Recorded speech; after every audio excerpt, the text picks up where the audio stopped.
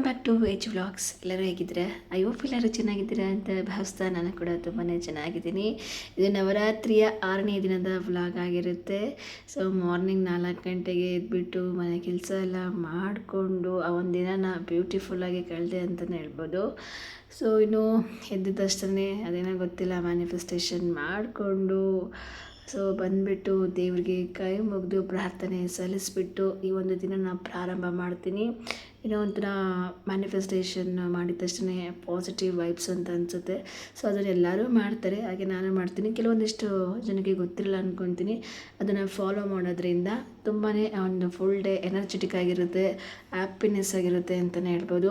ಇದಾದಮೇಲೆ ಒಂದು ಲೋಟ ಬಿಸಿನೀರು ಕುಡಿದು ಅದಾದಮೇಲೆ ಫ್ರೆಶ್ ಅಪ್ ಆಗಿ ಬ್ರಷ್ ಎಲ್ಲ ಮಾಡಿಕೊಂಡು ಹಣೆಗೆ ಒಂದು ಬಟ್ಟೆ ಇಟ್ಕೊಂಡು ಒಂದು ಸ್ಮೈಲ್ ಮಾಡಿ ಮಿರರ್ಗೆ ನನ್ನನ್ನು ನಾನು ತುಂಬ ಪ್ರೀತಿಸ್ತೀನಿ ಅಂತಂದು ಹೇಳ್ಬಿಟ್ಟು ಸೊ ಮ್ಯಾನಿಫೆಸ್ಟೇಷನ್ ಮತ್ತೆ ಮಾಡಿಕೊಂಡು ನೀರು ಕುಡಿದು ನನ್ನ ಒಂದಿನ ಆರಂಭ ಮಾಡ್ತೀನಿ. ಸೊ ಇದು ಈ ರೀತಿಯಾಗಿ ಮಾಡೋದ್ರಿಂದ ತುಂಬಾ ಒಂದು ಒಳ್ಳೆ ರಿಸಲ್ಟ್ ಕಾಣ್ತೀವಿ, ಫುಲ್ ಡೇ ಆ್ಯಕ್ಟಿವ್ ಆಗಿರ್ತೀವಿ, ಎನರ್ಜೆಟಿಕ್ ಆಗಿರ್ತೀನಿ ಅಂತಂದು ಮತ್ತೆ ಹೇಳ್ತೀನಿ. ಸೊ ಹಾಗಾಗಿ ಕೆಲವೊಂದನ್ನು ಬದಲಾವಣೆಗಳನ್ನು ನಮ್ಮ ಜೀವನದಲ್ಲಿ ಕೆಲವೊಂದಿಷ್ಟು ಅಳವಡಿಸ್ಕೊಡೋದು ತುಂಬಾ ಅತ್ಯಗತ್ಯವಾಗಿರುತ್ತೆ. ಸೊ ಪ್ರತಿನಿತ್ಯ ಒಂದಲ್ಲ ಒಂದು ಅಭ್ಯಾಸಗಳನ್ನ ಪ್ರಾರಂಭಿಸೋದು ಅಥವಾ ಏನಾದರೂ ಬೇರೆನ ಕಲಿಯುವಂಥದ್ದು ಮಾಡೋದ್ರಿಂದ ತುಂಬಾ ನಮ್ಮ ಒಂದು ಲೈಫ್ ಸ್ಟೈಲ್ ಚೇಂಜ್ ಆಗ್ತಾ ಹೋಗುತ್ತೆ. ಫುಲ್ಲು ಲೈಫ್ ಸ್ಟೈಲ್ ಚೇಂಜ್ ಆಗಬೇಕಂದ್ರೆ ಒಂದೇ ಸಲಿಗೆ ಆಗೋದಿಲ್ಲ. ಸೊ ಅದನ್ನು ಸ್ಟೆಪ್ ಬೈ ಸ್ಟೆಪ್ ಮಾಡಬೇಕಾಗುತ್ತೆ.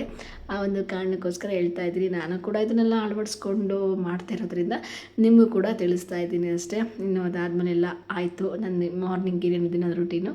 ಸೊ ಇದಾದಮೇಲೆ ಮನೆ ಕೆಲಸ ಕಡೆಗೆ ಕಾನ್ಸಂಟ್ರೇಟ್. ಸೊ ಏನೇ ಮಾಡಿದ್ರು ಫೈನಲಾಗಿ ಮನೆ ಕೆಲಸ ಮಾಡಲೇಬೇಕು. ಸೊ ಮತ್ತೆ ಬಂದುಬಿಟ್ಟು ಫಸ್ಟ್ ನಾನು ಫೇಸ್ ವಾಶ್ ಎಲ್ಲ ಮಾಡ್ಕೊಂಡಾದಮೇಲೆ ಬಂದು ಹೊರಗಡೆ ಕಸ ಗುಡಿಸೋದು ಅದು ಅಭ್ಯಾಸ ಆಗೋಗಿದೆ. ಅದೇನೋ ಅಂತಾರಲ್ಲ ಆಳ್ಗಸ ಅಂತಾರೆ. ಒಂದು ದರಿದ್ರ ಲಕ್ಷ್ಮಿ ಮನೆ ಮುಂದೆ ಕೂತಿರ್ತಾಳೆ, ಬಂದು ಹೋಗಿರ್ತಾಳೆ ಬಾಗಿಲ ಮೇಲೆ. ಹಾಗಾಗಿ ಅದನ್ನು ಕ್ಲೀನ್ ಮಾಡೋದ್ರಿಂದ ತುಂಬಾ ಒಳ್ಳೆಯದಾಗುತ್ತೆ. ಅದರಲ್ಲೂ ಎದ್ದ ತಕ್ಷಣ ಬಂದು ಕಸ ಗುಡಿಸಿ ಬಾಗಿಲು ತೊಳೆದು ಅರಿಶಿನ ಕುಂಕುಮ ಇಟ್ಟು ರಂಗೋಲಿ ಹಾಕೋದು ಅದೊಂಥರ ಭಾರತೀಯ ಸಂಸ್ಕೃತಿ ಅಥವಾ ಸಂಸ್ಕಾರ ಅಂತ ಇರುವಂತಹ ನಾರಿಯರು ಮಾಡುವಂಥ ಕೆಲಸಗಳು ಅಂತಲೇ ಹೇಳ್ಬೋದು. ಅದರಲ್ಲೂ ಮದುವೆ ಆಗಿರುವಂಥ ಹೆಣ್ಮಕ್ಳಿದ್ರು ಮಸ್ಟ್ ಆ್ಯಂಡ್ ಶುಡ್ ಮಾಡಲೇಬೇಕಾಗುತ್ತೆ. ನಾನು ಕೂಡ ಅದನ್ನು ಅಭ್ಯಾಸ ಮಾಡ್ಕೊತಾ ಇದ್ದೀನಿ. ಇದು ಮುಂಚಿಂದನೂ ಬಂದಿರುವಂಥದ್ದೇ. ಎಲ್ಲೇ ಇದ್ದರೂ ಏನೇ ಮಾಡಿದ್ರು ಪರಕೆ ಹಿಡ್ಕೊಂಡು ಬಂದು ಕಸ ಗುಡಿಸೋದಿದ್ರು ಮುಗಿಯೋದಿಲ್ಲ. ಇನ್ನು ನೆಕ್ಸ್ಟು ಅದಾದಮೇಲೆ ಸೊ ಪಾತ್ರೆ ಎಲ್ಲ ವಾಶ್ ಮಾಡಬೇಕಿತ್ತು. ನೈಟು ಸ್ವಲ್ಪ ಸುಸ್ತಾಗಿತ್ತು ಅಂತಂದು ವಾಶ್ ಮಾಡಿರಲಿಲ್ಲ. ಹಾಗಾಗಿ ಎಲ್ಲನೂ ವಾಶ್ ಮಾಡೋಣ ಅಂತ ಅಂದ್ಕೊಂಡೆ. ಇನ್ನೊಂದು ಏನೇ ಕೆಲಸ ಇದ್ದರೂ ನೈಟ್ ಎಷ್ಟೊತ್ತಾದರೂ ನಾನು ಮಾಡಿ ಮಲಗ್ತೀನಿ. ಸಮ್ಟೈಮ್ಸ್ ಆಗೋದಿಲ್ಲ ಅಷ್ಟೇ, ಯಾವಾಗಲೂ ಅಲ್ಲ. ಕೆಲವೊಂದು ಟೈಮ್ ಆ ಥರ ಆಗೋಗ್ಬಿಡುತ್ತೆ. ಏನು ಮಾಡೋಕ್ಕಾಗಲ್ಲ, ಅಡ್ಜಸ್ಟ್ ಮಾಡ್ಕೋಬೇಕು. ಒಂದು ಮಂತಲ್ಲಿ ಎಕ್ಸಾಂಪಲ್ ಒಂದು ಮಂತಲ್ಲಿ ನಾನು 2-3 ಡೇಸ್ ನನಗೆ ಆಗೋದಿಲ್ಲ, ಆವಾಗೂ ಆಗುತ್ತೆ, ಬೈ ಚಾನ್ಸ್ ಆಗಿಲ್ಲ ಅಂತ ಅಂದಾಗ ಮಾತ್ರ ನಾನು ನೈಟ್ ವಾಶ್ ಮಾಡಿರಲ್ಲ. ಇಲ್ಲಾಂದರೆ ಮಾರ್ನಿಂಗ್ ಅದೇ ಒಂದು 3/4 ಗಂಟೆ ಕೆಲಸ ಹಿಡ್ದೋಗುತ್ತೆ. ಕಿಚನೆಲ್ಲ ಕ್ಲೀನ್ ಮಾಡಿಕೊಂಡು ಗ್ಯಾಸೆಲ್ಲ ಒರೆಸ್ಕೊಂಡು ಪಾತ್ರೆ ವಾಶ್ ಮಾಡಿಕೊಂಡು ಸಿಂಕೆಲ್ಲ ಒರೆಸ್ಬಿಟ್ಟು ಕ್ಲೀನ್ ಮಾಡಿ ಪಾತ್ರೆ ವಾಶ್ ಮಾಡಿದ್ದೆಲ್ಲ ಕ್ಲೀನಾಗಿ ಜೋಡಿಸಿಡೋಷ್ಟಿಗೆ ಮಿನಿಮಮ್ ಒಂದು 3/4 ಗಂಟೆ ಬೇಕಲ್ವ. ನೈಟ್ ಆದರೆ ಗೊತ್ತಾಗೋದಿಲ್ಲ ಯಾವಾಗ ಒಂದು ಎಷ್ಟು ಬೇಗ ಆಗೋಗುತ್ತೆ, ಯಾವಾಗ ಆಗೋಗ್ಬಿಡುತ್ತೆ ಅನ್ನೋದೇ ಗೊತ್ತಾಗಲ್ಲ. ಹಾಗಾಗಿ ಅದನ್ನು ಮಾಡೋದ್ರಿಂದ ತುಂಬಾ ಈಸಿ ಆಗುತ್ತೆ. ನೈಟ್ ಎಲ್ಲ ಈ ರೀತಿ ಕೆಲಸನ ನೈಟಲ್ಲಿ ಏನೇನು ಮಾಡಬೇಕು ಅದನ್ನು ನೈಟ್ ಕೆಲಸ ಮಾಡ್ಕೊಂಬಿಟ್ರೆ ಕಿಚನ್ ಕ್ಲೀನಿಂಗು ಆಲ್ಮೋಸ್ಟ್ ಎಲ್ಲ ಗೃಹಿಣಿಯರಿಗೂ ಜಾಬ್ ಹೋಲ್ಡರ್ಸ್ಗಳಿಗೂ ತುಂಬಾ ಈಸಿ ಆಗುತ್ತೆ. ಅದರಲ್ಲೂ ವುಮೆನ್ಸ್ ಎಂಪ್ಲಾಯೀಸ್ಗಳಿಗೆ ತುಂಬ ಕಷ್ಟ ಅನಿಸಿರುತ್ತೆ.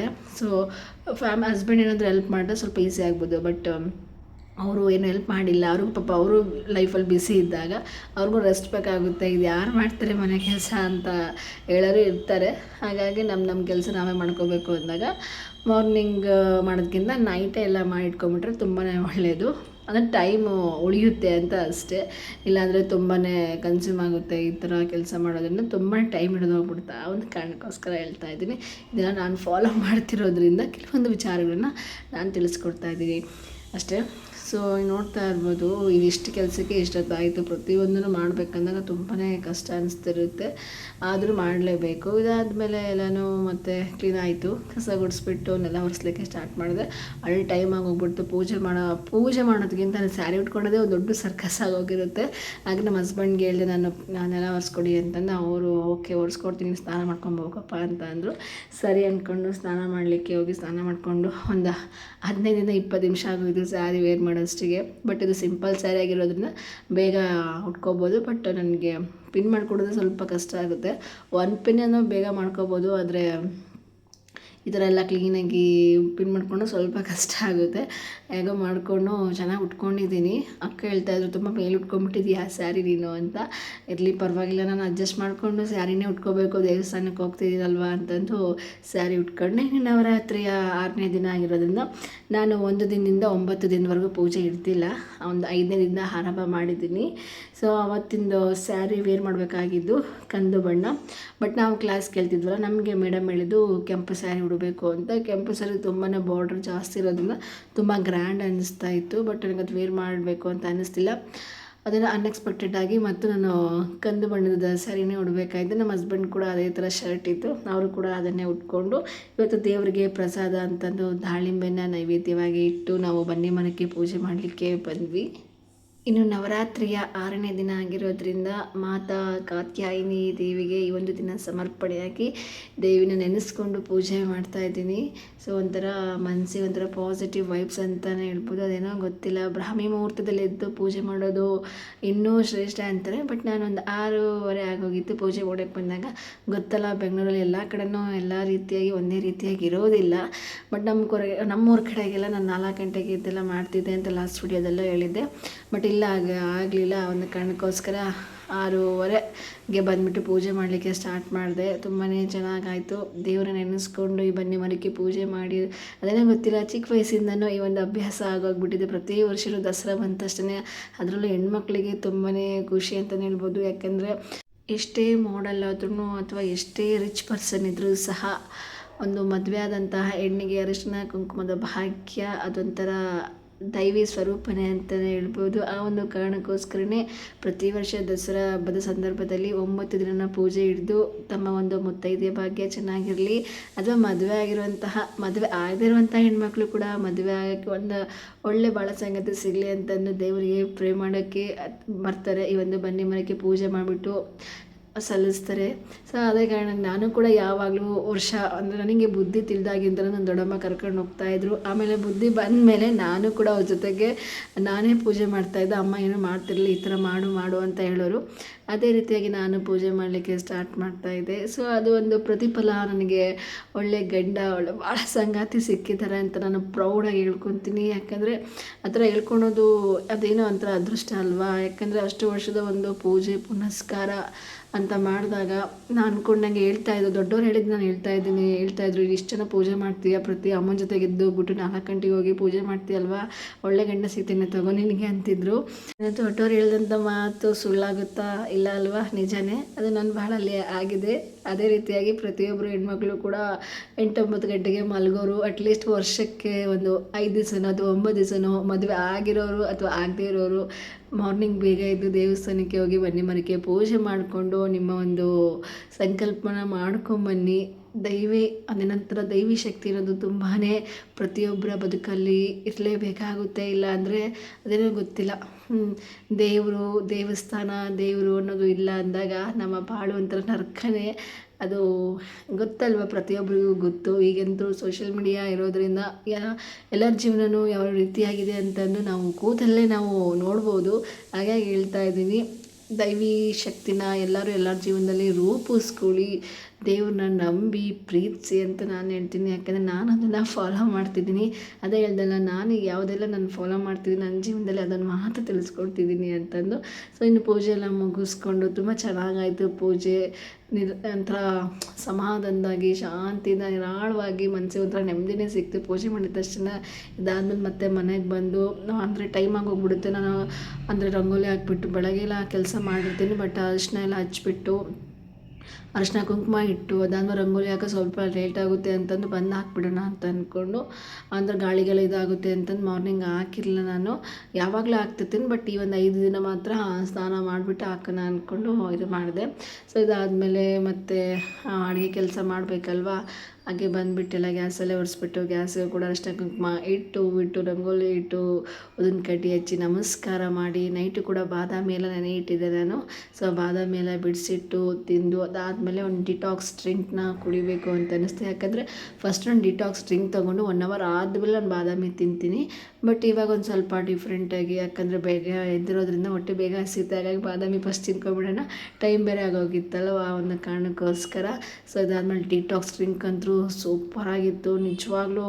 ಪ್ರತಿದಿನ ಒಂದೊಂದು ರೀತಿಯಾಗಿ ಮಾಡ್ಕೊಳ್ಳಿ, ಇಲ್ಲ ವಾರದ 2 ಸಲ ಮಾಡ್ಕೊಂಡು ಕುಡೀರಿ, ಆಮೇಲೆ ನಿಮಗೆ ಅಭ್ಯಾಸ ಆಗೋಗ್ಬಿಡುತ್ತೆ. ಇವತ್ತಿನ ಡಿಟಾಕ್ಸ್ ಡ್ರಿಂಕ್ ಅಂದರೂ ನನಗೆ ಎಷ್ಟು ವರ್ಷದಲ್ಲಿ ಈ ಡಿಟಾಕ್ಸ್ ಡ್ರಿಂಕ್ ಸಿಕ್ಕಾಪಟ್ಟೆ ಇಷ್ಟ ಆಯಿತು. ನಾನು ಹೇಗೆ ಮಾಡಿದೆ ಅಂತಲೂ ಕೂಡ ತೋರಿಸ್ಕೊಟ್ಟಿದ್ದೀನಿ. ಸೊ ಅಂದರೆ ನಿಮ್ಗೆ ಏನೇನು ಇರುತ್ತೆ, ಕ್ಯಾರೆಟು ಅಂದರೆ ಯಾವುದೇ ಇರಲಿ, ಸೌತೆಕಾಯಿ ಏನೇ ಇರಲಿ ಆ್ಯಡ್ ಮಾಡ್ಕೊಂಡು ಮಾಡಿ. ನನ್ನ ಹತ್ರ ಈಗ ಜಸ್ಟ್ ಆರೆಂಜ್ ಇತ್ತು. ಸೊ ಆರೆಂಜಲ್ಲಿ ಇನ್ನು ಮನೇಲಿ ಏನೇನಿರುತ್ತೋ ಅದನ್ನು ಹಾಕಿ ಬಳಸಿದ್ದೆ. ಅದು ಹೆಲ್ತಿಗೆ ಬೆನಿಫಿಟ್ಸ್ ಇರಬೇಕು, ಹೆಲ್ತ್ ಬೆನಿಫಿಟ್ಸ್ ಇದ್ದಾಗ ಮಾಡ್ಕೊಂಡು ಕೂಡ ತುಂಬಾ ಒಳ್ಳೆಯದು. ಬಟ್ ಅಂದರೆ ಅದ್ರ ಆಪೋಸಿಟ್ ಇದ್ದಾಗ ಸ್ವಲ್ಪ ಅದು ಎಫೆಕ್ಟ್ ಆಗುತ್ತೆ. ಸ್ವಲ್ಪ ನೋಡಿ ಮಾಡಿ ಮಾಡ್ಕೊಂಡು ಕುಡೀರಿ. ಸೊ ಇದಾದಮೇಲೆ ಕುಡಿದು ತುಂಬಾ ಟೇಸ್ಟಿಯಾಗಿತ್ತು. ನೆಕ್ಸ್ಟ್ ನಾನು ಮಾಲ್ಟ್ ಮಾಡ್ಕೊಳಕ್ಕೆ ಪ್ರಿಪ್ರೇಷನ್ ಮಾಡಿಕೊಂಡೆ. ನಿಮಗೆ ಗೊತ್ತೇ ಇರ್ಬೋದು ಎಷ್ಟೆಷ್ಟೊಂದು ಬ್ರ್ಯಾಂಡ್ಗಳು ಬರ್ತಾ ಇದ್ದಾವೆ ಆ ಒಂದು ಇದರಲ್ಲಿ. ಸೊ ನಮಗೆ ಯಾವುದು ಸೂಟ್ ಆಗುತ್ತೆ, ನಮ್ಮ ಬಾಡಿಗೆ ಯಾವ್ದು ಸೂಟ್ ಆಗುತ್ತೆ ಅನ್ನೋದನ್ನ ನೋಡಿಬಿಟ್ಟು ಕನ್ಸ್ಯೂಮ್ ಮಾಡಿ ಅಂತ ಹೇಳೋಕ್ಕೆ ಇಷ್ಟಪಡ್ತೀನಿ. ಸೊ ಇದಾಯಿತು. ಇದಾದಮೇಲೆ ಗೊತ್ತಲ್ವ, ಟಿಫನ್ ಮಾಡಲಿಕ್ಕೆ ಪುದೀನ ರೈಸ್ ಮಾಡೋಣ ಅಂದ್ಕೊಂಡೆ. ಮೆಂತ್ಯ ಸೊಪ್ಪು ಇತ್ತಲ್ವ, ಹಾಗಾಗಿ ಪುದೀನ ವಿತ್ ಮೆಂತ್ಯ ಹಾಕ್ಬಿಟ್ಟು ಮೆಂತ್ಯ ಪಲಾವ್ ಥರನೇ ಮಾಡಿದೆ. ತುಂಬಾ ಟೇಸ್ಟಿಯಾಗಿತ್ತು. ಆಲ್ಮೋಸ್ಟ್ ಎಲ್ಲರೂ ಗೊತ್ತಿರುತ್ತೆ ಅಂದ್ಕೊತೀನಿ ಯಾವ ರೀತಿಯಾಗಿ ಮಾಡೋದು ಅಂತ. ಸೊ ಈಗ ತೋರಿಸ್ಕೊಡ್ತಾ ಇದ್ದೀನಲ್ಲ, ಅದೇ ರೀತಿಯಾಗಿ ಮಾಡ್ಬೋದು. ಎಷ್ಟು ಈಸಿ ಆಗುತ್ತೆ ಅಂದರೆ ಎಲ್ಲನೂ ಸಹ ಹೆಲ್ತಿಗೆ ಬೇಕಾಗುವಂಥ ಎಲ್ಲನೂ ಈಗ ಆ್ಯಕ್ಚುಲಿ ಹಸಿರು ತರಕಾರಿಗಳಾಗಿರ್ಬೋದು, ಸೊಪ್ಪು ತರಕಾರಿ ತಿನ್ನೋದು ತುಂಬ ಕಡಿಮೆ ಆಗೋಗಿದೆ. ಈ ರೀತಿಯಾಗಿ ನಾವು ಬಳಸೋದ್ರಿಂದ ತುಂಬಾ ಒಳ್ಳೆಯದು. ಯಾಕಂದರೆ ಗೊತ್ತಲ್ವ, ಈಗಿನ ಒಂದು ಎನ್ವೈರ್ಮೆಂಟ್ ಯಾವ ಥರ ಆಗಿ ಹೋಗ್ಬಿಟ್ಟಿದೆ ಅಂತಂದರೆ ಮುಂಚಿನ ಥರ ಏನೂ ಇಲ್ಲ. ಮುದ್ದೆ ತಿಂದು ಗಟ್ಟಿಯಾಗಿರ್ತೀವಿ, ರೊಟ್ಟಿ ತಿಂದು ಗಟ್ಟಿಯಾಗಿರ್ತೀವಿ ಅಂತ ಅಷ್ಟೇ ಇಲ್ಲ. ರೊಟ್ಟಿ ಚಟ್ನಿ ಅಷ್ಟೇ ಅಲ್ಲ. ಸೊ ಪ್ರತಿಯೊಂದನ್ನು ಆ್ಯಡ್ ಮಾಡ್ಕೋಬೇಕು. ನಮ್ಮ ಒಂದು ಲೈಫ್ ಸ್ಟೈಲ್ ಚೇಂಜ್ ಆಗಬೇಕು ಅಂದರೆ, ನಮ್ಮ ಹೆಲ್ತ್ ತುಂಬಾ ಚೆನ್ನಾಗಿರಬೇಕು ಅಂದರೆ ಪ್ರತಿಯೊಂದು ದಿನಾನು ಪ್ರತಿಯೊಂದರಲ್ಲೂ ನಾವು ತರಕಾರಿಗಳನ್ನ ಆಗಿರ್ಬೋದು, ಅಥವಾ ಹಸಿರು ಸೊಪ್ಪು ತರಕಾರಿಗಳು ಆ್ಯಂಡ್ ಡ್ರೈ ಫ್ರೂಟ್ಸ್ಗಳನ್ನ ಎಲ್ಲನೂ ನಾವು ಆ್ಯಡ್ ಮಾಡ್ಕೋಬೇಕಾಗುತ್ತೆ. ಇಲ್ಲಾಂದರೆ ಸ್ವಲ್ಪ ನಮ್ಮ ಕಷ್ಟ ಆಗುತ್ತೆ ಅಂತಲೇ ಹೇಳ್ಬೋದು. ಸೊ ನಾನು ಕೂಡ ಎಲ್ಲ ರೆಡಿ ಮಾಡಿ ಇಟ್ಟೆ. ಸೊ ನಮ್ಮ ಹಸ್ಬೆಂಡ್ ಕೂಡ ಪೂಜೆ ಎಲ್ಲ ಮಾಡಿದರು. ಏಕೆಂದರೆ ಈಗ ಗಂಜಿ ಮಾಡೋದಾಗಿರ್ಬೋದು, ಡಿಟಾಕ್ಸ್ ಡ್ರಿಂಕ್ ಆಗಿರ್ಬೋದು, ಮತ್ತು ಟಿಫನ್ ಮಾಡೋದಾಗಿರ್ಬೋದು, ಅದ್ರ ಜೊತೆಗೆ ಎಲ್ಲನೂ ಬೇರೆ ಬೇರೆ ಕೆಲಸಗಳು ಮಾಡ್ಕೊಳೋಷ್ಟಿಗೆ ಟೈಮ್ ತುಂಬ ಹಿಡಿದೋಗ್ಬಿಡುತ್ತೆ.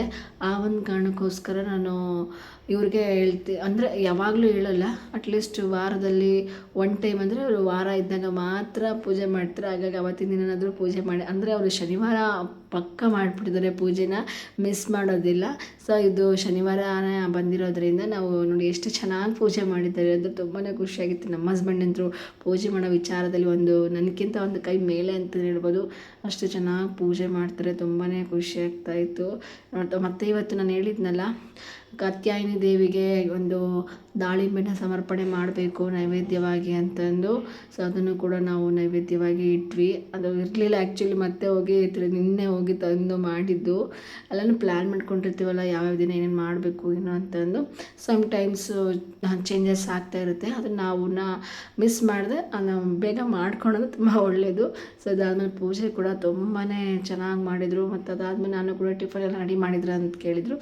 ರೆಡಿ ಮಾಡಿದೆ ಅಂತಂದೆ. ಸೊ ನೀನು ಬಂದುಬಿಟ್ಟು ಪೂಜೆ ಮಾಡಮ್ಮ ಅಂತ ಹೇಳಿದರು. ಸರಿ ಅಂದ್ಕೊಂಡು ಲೋಬನ ಒಂದು ಹಾಕ್ದೆ. ನಮ್ಮ ಕಡೆ ಎಲ್ಲ ಒಲೆಯಲ್ಲಿ ಹಚ್ಬಿಟ್ಟು ಕೆಂಡ ಮಾಡಿಬಿಟ್ಟು ಲೋಬನ ಹಾಕ್ತೀವಿ. ಬೆಂಗಳೂರಲ್ಲಿ ಈ ಥರ ಎಲ್ಲ ಮಾಡಲಿಕ್ಕೆ ಆಗಲ್ಲ, ಒಲೆಯಿಂದ ತರಬೇಕಲ್ವ. ನಮ್ಮೂರು ನಮಗೆ ಚಂದ ಅಂತಾರೆ.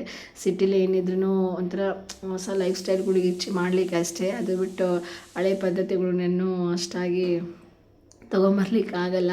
ಒಲೆ ಇದ್ದರೆ ಎಷ್ಟು ಚೆನ್ನಾಗಿರುತ್ತೆ. ಆದರೆ ಎಂತ ಮಾಡೋದು, ಏನೂ ಮಾಡೋಕ್ಕಾಗಲ್ಲ. ಏನೇ ಮಾಡಬೇಕಾದ್ರೆ ಚಿಪ್ಪಲ್ಲಿ ನಾವು ಗೊತ್ತಲ್ವ, ಒಂದು ತೆಂಗಿನಕಾಯಿ ಚಿಪ್ ತೊಗೊಂಡ್ಬಿಟ್ಟು ಅದನ್ನು ಕಾಯಿಸ್ಬಿಟ್ಟು ಅದೆಲ್ಲ ಕೆಂಡ ಆದಮೇಲೆ ನಾವು ಮಾಡಬೇಕಾಗುತ್ತೆ. ಸೊ ಇದಾದಮೇಲೆ ಪೂಜೆ ಎಲ್ಲ ಮುಗಿದ್ಮೇಲೆ ಎಲ್ಲ ರೆಡಿ ಮಾಡಿ ಇಟ್ಕೊಂಡಿದ್ದೆ. ಬಂದುಬಿಟ್ಟು ಒಗ್ಗರಣೆ ಎಲ್ಲ ಹಾಕ್ಕೊಂಡು ಅದಾದ್ಮೇಲೆ ಟೈಮ್ ಇತ್ತು, ಅಂದರೆ ಒಂದು 8:45 ಆಗೋಗಿತ್ತು ಎಲ್ಲ ಆಗಸ್ಟಿಗೆ. ಸೊ ಅಷ್ಟೊತ್ತಿಗೆ ಗಂಜಿ ಆರೋಗ್ಬಿಟ್ಟಿತ್ತು, ಮಾಡಿಟ್ಟಿದ್ದೆ, ತಣ್ಣಗಾಗಿತ್ತು.